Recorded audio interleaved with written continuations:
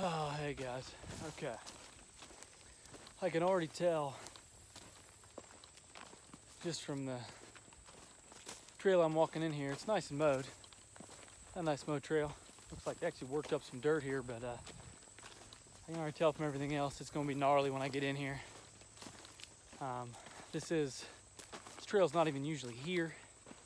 They put it in last year and it looks like they're going to keep it up. Kind of irritated that they put it in because it goes right back to some really good bedding area that would otherwise be undisturbed, but it doesn't really go anywhere. It's not a real high traffic area. So still hoping that nobody's really been back in here much other than myself right now. But we're gonna trek back in here and see what the deal is. I have a feeling it's gonna get pretty hairy when I get to the end of where this trail goes, so let's find out. Okay guys, so as you can see, I'm going up through some gnarly stuff, man, and it's hardly even recognizable from this past winter and fall. I mean, it's so thick in here, it's crazy. Everything's about as high as my head. I'm trying to make headway up in here where I had this trail cam last year.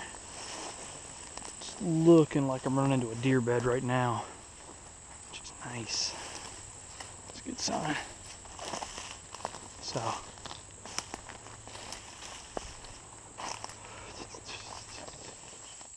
alright guys, kind of a shot in the dark here. I got up in there where I thought I was going, where I got that buck last year, and it was just gnarly, man. I mean, the CRP was chest high, easy chest high.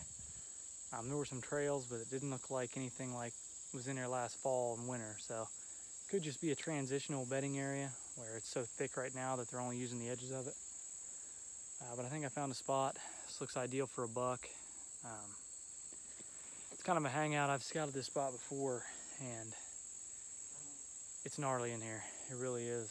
It kind of borders a little bit of swamp area, and it borders that really thick area I was telling you about that I saw that deer in last year. So I'm gonna hang a cam in here and see what's going through here on these trails. It's kind of like a little hub where there's some trees out in the middle of a swamp, and it's hard to tell what's really going through here, so I'm about to find out. Maybe nothing, maybe possums.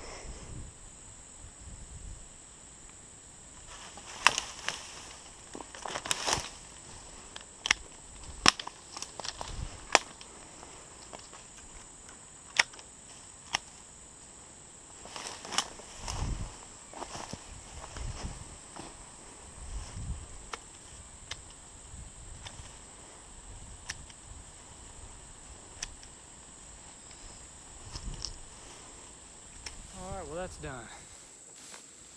So I gotta remember not to get too excited when I get 14 videos when I get back, because about probably 12 of them are me setting the camera up, cutting limbs and stuff. The lock that I use, it goes around the front of that camera. That's the one thing I don't like about that Primos Easy Cam, is the lock goes around the front of the camera and you can't access it until you take your lock off. So you gotta kind of get it all situated, and hope to God you turned it on, which I hope I did. I'm having second thoughts now, so that's nice. I'm gonna have to go back and check that, son of a gun. This is the real deal. Can't remember if I flipped the camera from setup to on, so gotta check it. Looks like really good territory down in here. Like I said, I've scouted that area before anyway. And it's real close to a travel route of that buck I got a picture of last year. So we're gonna head on out of here, give that about a month to simmer, and then if I get something good on that thing, I'll have to get back in here before early season and try to figure out a stand placement, maybe move that cam around, see if I can get a better idea where that deer is coming from. So, like I said, I don't have high hopes for seeing the one I saw again last year.